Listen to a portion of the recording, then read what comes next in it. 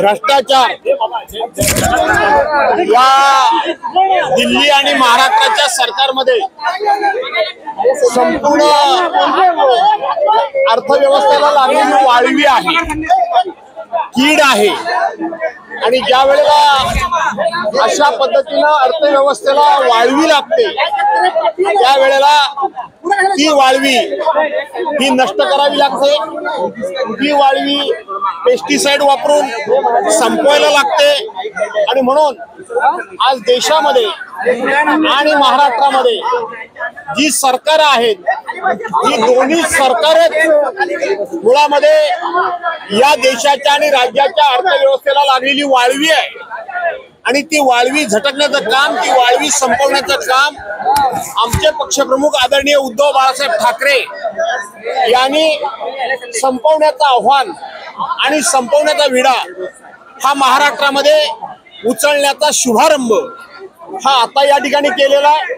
आणि याचा या महाराष्ट्रामध्ये शिवसैनिक तर आहेतच, परंतु ज्यांचं महाराष्ट्रावर प्रेम आहे, ज्यांचं म्हणून देशावर प्रेम आहे, ही सगळी मंडळी ही केंद्रामध्ये आणि राज्यामध्ये लागलेली राज्यकर्ते नावाची भ्रष्टाचारी वाळवी संपवण्याकरता आजपासून मदत करतील। साहेब, पण चाय पे चर्चेऐवजी आता भ्रष्टाचार पे चर्चा करण्याचं आवाहन उद्धव ठाकरेंनी केलेलं आहे, कसं पाहता याकडे? मी हेच विस्तारानं सांगितलं की भ्रष्टाचार म्हणजे राज्याच्या आणि देशाच्या अर्थव्यवस्थेला लागलेली ही वाळवी आहे।